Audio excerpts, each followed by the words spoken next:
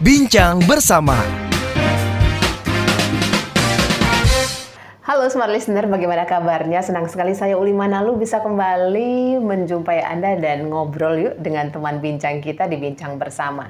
Kalau bicara soal satu profesi yang ditekuni, Anda apakah termasuk yang mulai dari awal sudah tahu profesi Anda akan kemana? Kalau saya sih termasuk itu ya. Nah, kita akan ngobrol dengan narasumber kita di hari ini yang menurut saya dari awal beliau mengambil satu jenjang pendidikan, beliau sudah tahu karirnya akan kemana dan akan memfokuskan perhatiannya ini untuk apa. Begitu. Nah, langsung aja kita sapa. Ada Mbak Tari Sanjoyo. Hai. Hai lagi Mbak Uli. Selamat kembali hadir. Ngobrolnya panjang ya kita. Iya. Oke. Seru banget emang kalau ngobrol sama seseorang yang menguasai bidangnya dari awal, dia udah tahu dia akan kemana gitu. Karena kita dapat banyak poin gitu kan. Tapi bukan berarti kalau sekarang Anda berpindah profesi, Anda nggak jadi teman ngobrol saya, enggak. Teman ngobrol juga kok ya. Tari Sanjoyo, psikolog dan pendidik. Boleh ya kita bilang begitu Mbak Tari? Kita langsung aja nih tanya. Menekuni bidang psikologi. Ketika kuliah memang sudah ambil itu. Begitu ya. Nah, kalau saya mikirnya berarti Mbak Tari dari awal kuliah udah tahu dia akan menjadi apa, begitu ya, akan mencurahkan perhatiannya kemana. Nah, dari sisi Mbak Tari sendiri nih, kenapa ngambil psikolog dan kenapa fokus banget sama pendidikan sih? Kenapa sih mau jadi guru kah? Oke. Kenapa mengambil psikologi? Itu kebetulan memang budenya saya, jadi ibunya ibu itu psikolog. Oke. Dan memang berkarir juga secara akademik di Fakultas Psikologi UI waktu itu gitu ya. Dan waktu itu tuh tes minat bakat, tes IQ tuh dipegang sama budeku itu di banyak sekolah di Jakarta gitu ya. Jadi kalau ingat dulu ada biro psikologi XIZ gitu. Nah itu tuh budeku tuh. Itu kayak di semua sekolah. Kayak sekolah Katolik semuanya dari di XIZ gitu. Jadi aku mikir, oh psikolog tuh kayak gitu ya ternyata gitu kan. Dan kalau menurut bude saya itu di tes minat bakat, saya cocok di psikologi. Itu. Okay. Apakah saya punya pilihan? Kayaknya saya nggak tahu pilihan saya apa. Tapi saya dulu SMA tuh biologi. Jadi bapak saya bilang ya karena kamu biologi ya udah coba. Jadi saya daftar juga ke dokter gigi lah, lalu segala macam ya pokoknya supaya IPA-nya nggak lewat gitu kan ternyata gitu. Tapi waktu itu bude saya bilang bahwa saya harus psikologi gitu ya. Dan saya pikir ya udah saya coba aja gitu dan saya psikologi itu kerjanya kayak gitu ngetes titik gitu. Nah setelah di psikologi sesuai dengan tahapan perkembangan saya juga saya ngelihat bahwa oh ternyata banyak bidang bagian-bagiannya. Gitu ya. Saat itu nggak langsung tahu saya cocok di bagian yang mana, pendidikan kah, perkembangan kah, industri kah, sosial kah, atau apa gitu, atau klinis kah gitu ya, itu belum tahu. Tetapi yang saya tahu adalah saya tuh awkward kalau sama orang dewasa, gitu ya. Jadi saya berpikir sepertinya nih waktu itu hanya pemikirannya, sepertinya saya akan cocok di pendidikan karena saya akan jauh lebih banyak berada di area dengan anak-anak. Okay. Saya lebih merasa nyaman sama anak-anak. Saya lebih bisa merasa jadi diri saya sendiri sama anak-anak. Dan kemudian untuk mengambil izin praktek itu memang harus memasuki semua bagian, gitu. Jadi saya udah sempat masuk jurusan industri waktu itu di Astra. Kemudian selama berapa bulan itu ada di rumah sakit gangguan jiwa, gitu ya. Kemudian masuk sekolah, melakukan riset psikologi dan segala macam. Dan di situ saya tahu, oke, saya cocok nih. Yang hatinya pas itu tuh rasanya sama pendidikan. Benar bahwa ternyata saya jauh lebih mudah, lebih bisa berinteraksi sama anak-anak. Dan sejak itu waktu saya jadi setelah lulus S1 itu sekitar 5 tahun, saya kemudian mengambil izin praktek 2 tahun. Nah pada saat mengambil izin praktek 2 tahun, karena saya sudah tahu bahwa saya di pendidikan, sambil ngambil izin praktek, saya ngajar. Gitu. Jadi guru gitu kan, sambil mengambil izin praktek. Terus makin firm, okay, this is my career. Gitu. Oke, berarti kalau di total sudah berapa lama menjalani profesi di sini? Kalau mulai berinteraksi sama anak-anak itu berarti dari tahun 97 ya. Oh. Sampai dengan sekarang 97 berapa tahun tuh? 27. Ya, 27, matematika ya, saya tidak bagus. Saya dulu biologi ya juga. ya kan kira-kira gitu. Ya, 20 tahun lebih lah ya. 20 tahun lebih lah itu betul-betul mulai berinteraksi ngajar, membuat kurikulum itu di tahun 97 sampai sekarang. Sampai sekarang. Baiklah kalau gitu. Jadi justru masuk ke bagian psikologi UI ya? Sorry, UI. UI. Itu karena merasa dari dalam diri. Biasanya kan kalau teman-teman masuk psikolog, ya gue mau tahu nih gimana sih cara kita meneliti manusia. Biasa kan gitu ya, memahami manusia itu gimana? Ya masuk psikologi berarti Anda, misalnya gitu. Kalau ini materi justru dari dari dalam diri sendiri gitu kan, kayak lebih pengen. Tapi memang sebenarnya setelah dipelajari ya memang harus paham diri sendiri dulu, baru kemudian bisa mengaplikasikan ilmunya untuk melihat orang lain. Tapi acceptance level penerimaan terhadap diri harus bagus dulu. Yes, setuju banget Ya kan? ya gitu. Gitu. Tapi kita mau flashback juga nih. Seperti apa sih perjalanan seorang Tari Sanjoyo kecil? Lahir dan besar di mana, Mbak Tari? Bapak saya tentara, jadi saya keliling-keliling. Oke. Balikpapan, di Ambon, Cimahi, di Bandung, gitu. Baru kemudian ada di Jakarta sejak kelas 3 SD. Tapi sebelumnya berpindah-pindah tempat terus, gitu. Oke. Gitu. Dan saya dari 3 bersaudara perempuan semua, saya anak sulung gitu ya. Jadi bapak saya tentara tapi tidak pernah mau tinggal di kompleks tentara karena menurut dia anak-anak tentara tuh bandel-bandel. Jadi dia mau melindungi anak-anak perempuannya. Kompleksnya di sini, tinggalnya di sebelah sini gitu pokoknya. Apakah itu membuat kami tidak bandel? Tetap aja. Salah bapak kayaknya gitu kan.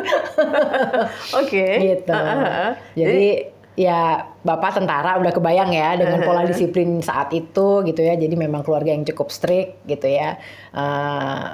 Dan kemudian sekolahnya sekolah Katolik dari kecil sampai SMA gitu ya. Perempuan semua juga, Katolik semua gitu. Jadi ya udah situasinya terbayang, semuanya teratur, disiplin gitu. Anak pertama pula. Anak pertama juga gitu. Iya kan? Kadang-kadang jadi anak pertama tuh suka ada beban loh. Iya nggak sih, Mbak Tari? Bukan suka. Emang. Sampai sekarang. Sampai sekarang tetap beban. Sampai sekarang kan gitu emang. Tapi memang itu ini ya kecenderungan kita untuk memperlakukan anak sulung ya biasanya ya. Penuh tuntutan gitu kan. Jadi kasihannya anak sulung bukan? Kebetulan saya anak tengah. Gitu ya. Anak sulung emang agak berat ya jadinya kadang-kadang gitu. Tapi ya kalau ditanya bagaimana masa kecil ya walaupun dengan segala bentuk pola asuh yang zaman dulu dan disiplin yang keras ya we were a happy kids gitu ya, we were happy at that time gitu. Layaknya anak-anak di di usia-usia itu ya sama lah ya, ngerasain main karet nggak? Main karet, lompat main tali, bekel, main sepeda nggak dicariin sampai maghrib gitu kan. Yang sekarang nggak mungkin ya dijalani oleh anak-anak kita ya gitu kan. Baru juga keluar pagar kompleks udah di WA sama ibunya gitu kan. Gitu. Nggak dirasakan main masak-masakan, metikin bunga-bunga gitu kan. Kok sama sih, kita seumuran? Saya sih nggak apa-apa ya. Mungkin situ yang nggak mau dianggap seumuran sama saya. Itu banget, sama banget. Metik bunga tetangga, tiba jangan dipetikin ya, Neng. Iya kan? Nanti itu nggak pada tumbuh. Kabur gitu kan? Iya gitu kan? Nggak izin. Nggak izin gitu, nggak ada pilihan lain. Rasain itu dong ya. Zaman pager gitu-gitu ya. Agak repot ya waktu itu ya. Repot ya. Oke, disuruh nelfon. Oke gitu. Iya gitu kan. Iya, tapi seru loh. Seru. Yang anak kita gimana ya? Keseruannya berbeda ya sama anak-anak sekarang betul, ya gitu ya, betul, lebih betul. kayak dulu kita lebih banyak mencari ide kreatif gitu ya segala macam ya. Mungkin sekarang kreativitasnya jauh berbeda. Gitu. Benar. Oke, jadi kondisi masa kecil menyenangkan banget nih. Kalau saya boleh potret. Menyenangkan sih, maksudnya normal lah ya. Normal ya. Maksudnya saya nggak tahu ya menyenangkan apa enggak gitu. Jadi begitu ditanya jadi mikir gue seneng kayak dulu gitu. Tapi normal lah gitu ya, normal. Cuman apa ya dulu? Kayak misalnya karena bapak saya tentara gitu ya. Jadi kayak kalau dijemput tuh sama tentara baret biru, nggak ada yang naksir aku. Takut kalau mau ngapa-ngapain dijemput Beban. tentara baret biru, bapaknya kumisan gitu ya, kayak serem banget gitu ya. Tapi lucu sih. Maksudnya menyenangkan. Gitu. Iya. Sebenarnya tadi mau nanya itu ya, salah satu beban menjadi anak tentara ketika masa-masa remaja gitu ya, masuk masa-masa remaja dewasa muda gitu kan, pasti kan ada yang kayak gitu. Bapaknya tentara bro, gitu. Gak berani bro. Gak berani gitu kan. Kamu boleh pergi ke pesta ulang tahun semalam apapun. Okay. Mau jam 1 pulang, mau jam 2 pulang, tapi bapak yang jemput. Males banget. Itu sama dengan jangan pergi gitu ya. Jangan pergi, kayak gimana nih caranya ya gitu. Tapi ya seru ya. Maksudnya yang seru juga adalah karena kami bertiga adik kakak nih perempuan-perempuan ini kompak gitu. Dan ada di lingkungan karena bapak tentara, jadi dia pengen waktu anak-anaknya di SMA Tarakanita kami harus masuk drum band. Coba ya, penuh ketentaraan dan militer juga gitu. Ternyata itu juga seru gitu ya. It gives a very nice memory gitu ya, dan bagaimana itu ngebangun kita jadi perempuan-perempuan yang tangguh dan segala macam itu jadi oke. Dan mungkin kan anak perempuan semua, bapak jadi mau kita mandiri. Oke. Gitu. Jadi kayak harus lulus kuliah, harus kerja, harus ini, harus apa, harus segala macam tuh. Jadi itu yang dijagain banget sama bapak gitu. Mengenai pendidikan dibebaskan untuk memilih dan profesi atau ada target-target tertentu yang ketika itu nggak tercapai, mohon maaf saya psikolog aja gitu misalnya. Kayaknya kalau pendidikan sih, kayak waktu itu pilihannya juga memang udah pasti hasil tesnya saya masuk psikologi ya. Saya nggak tahu, mungkin untung saya masuk UI gitu kan, bapak saya tentara ya. Mungkin berbeda dengan tentara zaman sekarang yang duitnya banyak gitu ya. Tentara zaman dulu kan ya tentara gitu, mau sekolah di mana lu gitu kan, bisanya cuma di sini gitu kan. Gitu. Tapi mungkin juga untung saya di UI gitu ya, jadi mungkin nggak terlalu memberatkan bapak juga gitu sebenarnya. Tapi pilihan saat itu juga kayak saya rasa juga belum terlalu banyak.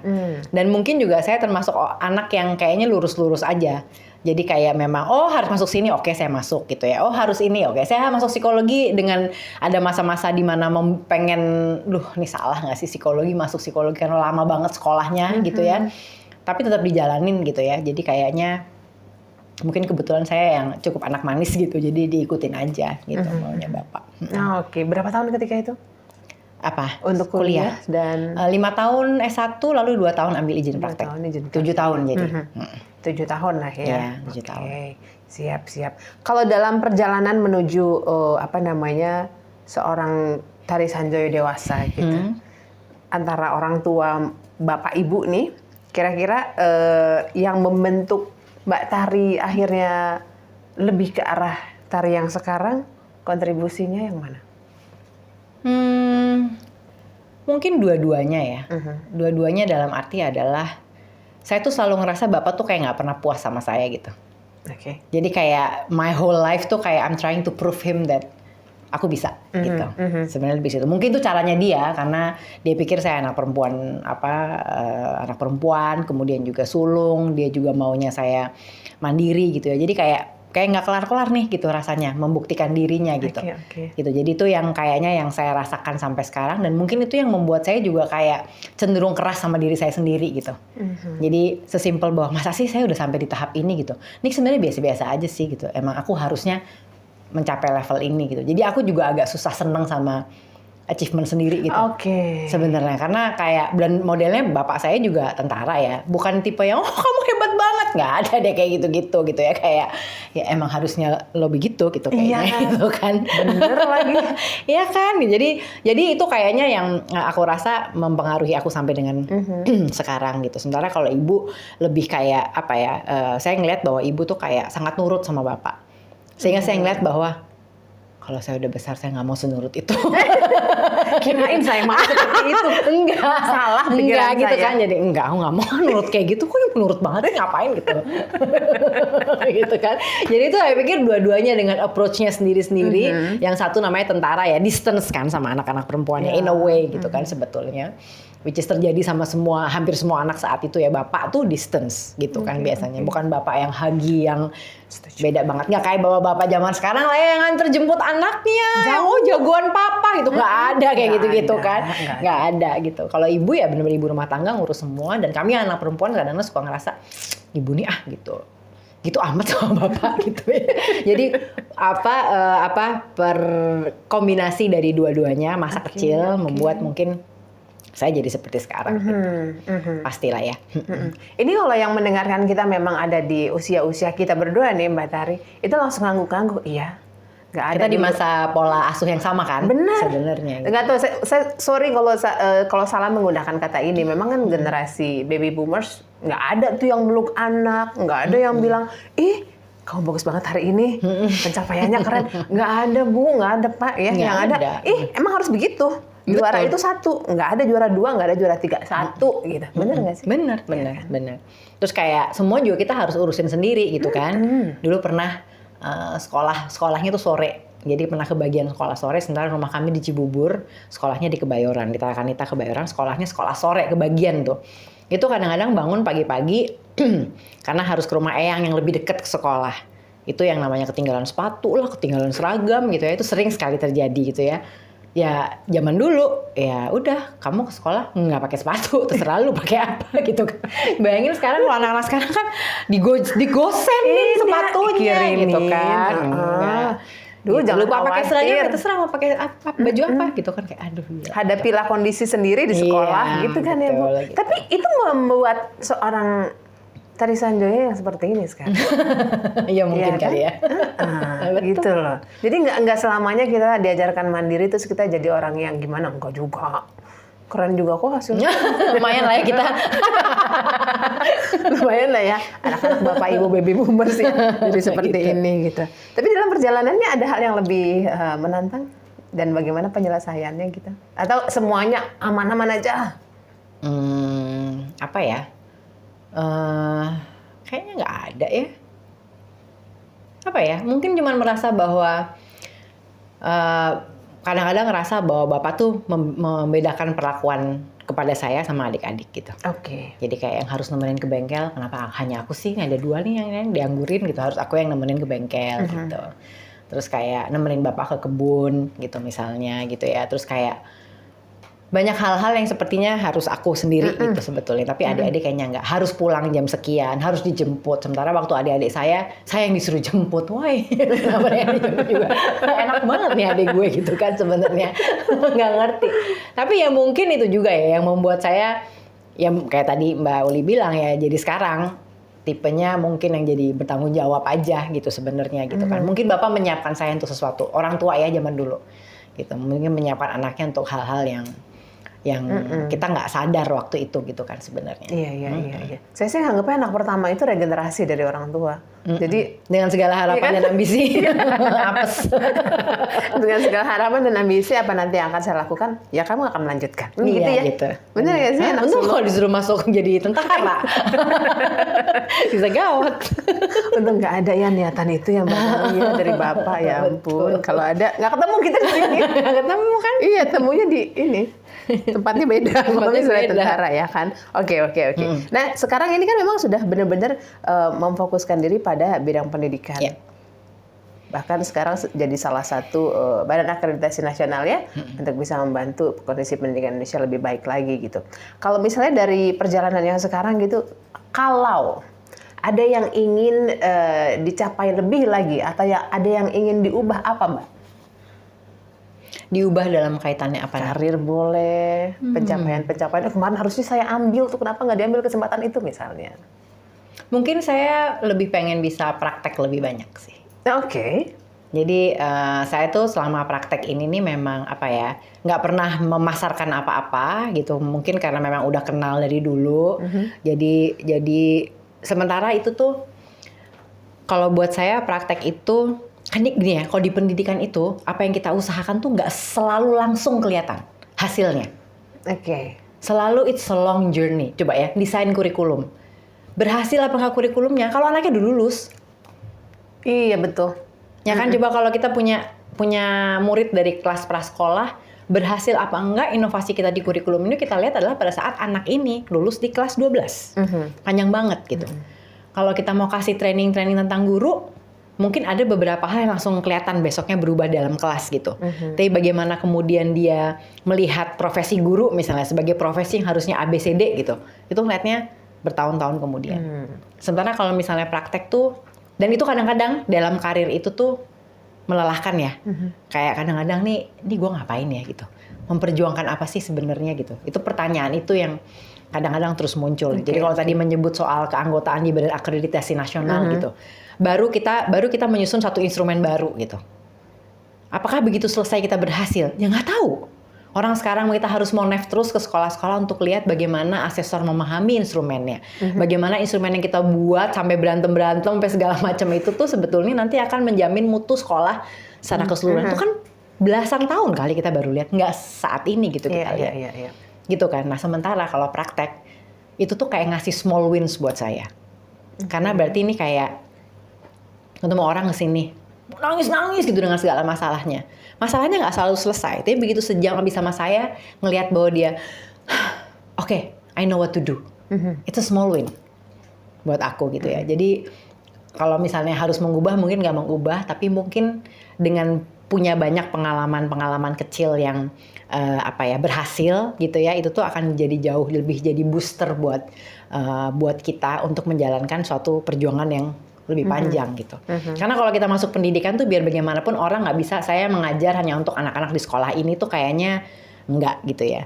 Kalau orang yang masuk ke pendidikan tuh apalagi kalau berangkat dari jadi guru gitu tuh pasti pemikirannya adalah kita pengennya yang kita percaya baik buat anak-anak ini bisa dipakai oleh lebih banyak anak lagi gitu. Sehingga pemikirannya pasti program lebih panjang, program berkesinambungan, bagaimana berbagi praktik baik, itu yang pasti dipikirkan gitu.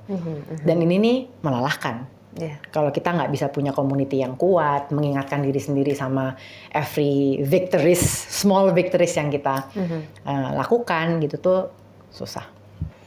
Oke. Mbak Tari, kalau bisa dibilang apakah sekarang sudah sampai pada titik, oke, aku sudah sukses? Kan saya bilangnya tadi ya, saya tuh I'm hard to myself gitu ya. Jadi kayaknya belum gitu ya, belum dalam arti gini. Di Cikal mungkin udah banyak ya pengalaman berhasilnya gitu, akhirnya setelah 25 tahun gitu ya. Tapi kemudian pemikirannya bagaimana bisa membantu sekolah-sekolah lain supaya bisa jadi lebih mirip sama Cikal. Bagaimana lebih bisa berkiprah di misalnya yayasan guru belajar atau mungkin di kampus guru Cikal atau lebih luas lah ya gitu ya, Temu Pendidik Nusantara dan banyak event-event lain yang lebih bisa berbagi praktik baiknya Cikal ini gitu sebetulnya. Jadi mungkin itu yang selanjutnya mau dilakukan gitu ya. Tapi kalau udah seumur kita gini kan sebenarnya apa sih what moves your heart gitu tuh kan bisa beda banget gitu ya gitu. Sekarang sih aku menyadari bahwa nanti nih kalau udah umur 50 ya pasti mikir kayak ini sampai kapan sih aku kerja kayak begini gitu misalnya gitu ya. Terus kalau mikir nanti aku akan saya akan mengajar, enggak, ternyata aku pengen punya shelter anjing. Karena ternyata itu that moves my heart. Jadi apa yang mengisi hatiku tuh anjingku ada 8 di rumah. Dan aku punya shelter bersama teman-teman itu ada 80 anjing yang kalau hatiku kosong nih gitu, aku tinggal ke sana, aku main gila-gilaan, pulang tuh I'm ready. Gitu. Oh. Tuh. Oke. Jadi itu kayak sesuatu yang dan kita tuh kadang-kadang ini juga tahapan perkembangan manusia ya. Di usia tertentu kita baru sadar what moves my heart itu gitu. Ada orang yang kemudian namanya kalau udah makin tua kan jadi pengen charity-nya kemana tuh jadi beda-beda setiap orang. Ada yang misalnya pengen untuk sustainability, lingkungan, menyelamatkan lingkungan atau yang memang benar-benar di pendidikan dalam arti benar-benar kayak ke sekolah-sekolah di pinggiran segala. Apakah saya mau itu? Mungkin enggak ternyata gitu ya.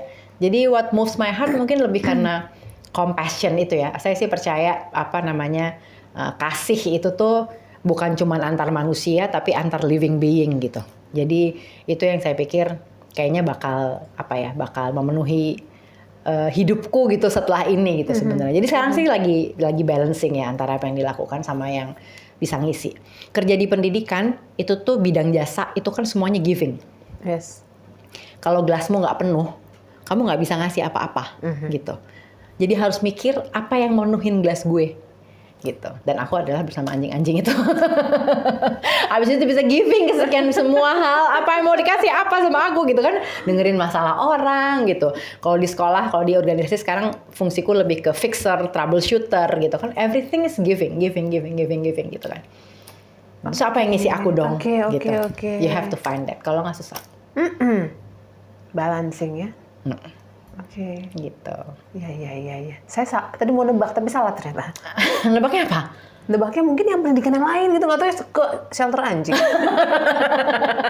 Lain ya? Beda ya? Tapi itu berangkatnya adalah dari waktu itu karena saya punya klien yang suicidal. Klien yang punya keinginan buat bunuh diri itu biasanya orang-orang yang sudah merasa nggak punya purpose dalam hidup ini, nggak punya makna buat orang lain. Orang nggak ada yang butuh aku, dunia ini nggak butuh aku mati aja, gitu ya. Kemudian saat itu aku pas lagi ada program bersama suatu shelter, terus saya coba gitu ya. Apa bener sih nggak ada yang butuh kamu gitu. Jadi saya memperkenalkan dia dengan satu anjing yang sudah tua, yang perlu dirawat setiap hari secara rutin, under supervision ya gitu. Oke. Terus perlahan-lahan dia muncul tahu, karena kan kalau anjing ya, anjing tuh kan gitu ya. Jadi kalau misalnya udah ketemu klik sama orang, itu ya seluruh hidupnya buat orang itu gitu. Dia hanya nunggu orang itu gitu. Mungkin beda ya sama kucing. Kalau kucing tuh kan kalau makanannya enak dia ke situ gitu misalnya. Gitu. Tapi kalau anjing tuh udah dipukulin, nggak dikasih makan, tapi kalau udah cinta sama orang dia cinta. Gitu. Nah itu tuh ternyata menumbuhkan apa? Menumbuhkan rasa makna baru dalam hidup dia gitu. Bahwa ternyata ada satu living being yang butuh aku gitu. Oke. Jadi ya itu tadi bagaimana kemudian kita ngelihat bahwa interaksi hubungan antar manusia itu dengan living being, apa sih cinta kasih, apa sih yang namanya beragama, itu tuh semua tuh tentang cinta kasih sih sebenarnya, mau agamanya apapun, tapi bagaimana berinteraksi sama semua living being gitu sih. Itu. Siap. Jadi nggak usah mikir yang aneh-aneh untuk bagaimana bisa memenuhi apa yang kita perlukan gitu, tapi ya just talk to yourself aja gitu. Nggak usah yang, saya harus merancang pergi ke luar negeri untuk diri saya terpenuhi. Kayaknya nggak perlu yang kayak gitu banget juga deh, Mbak tadi ya. Mulai dari yang dalam mungkin nggak perlu dicari sih. Nggak perlu dicari malah. Kalau nyari capek ya. Tapi kayak udah diikutin aja bagaimana. Jadi aku tuh sebetulnya sangat senang dengan yang namanya gerakan-gerakan mindfulness ya, berkesadaran. Itu sebenarnya membuat kita jadi lebih ngedengerin sebetulnya apa sih yang kita butuhkan gitu. Kalau nyari biasanya nggak dapet.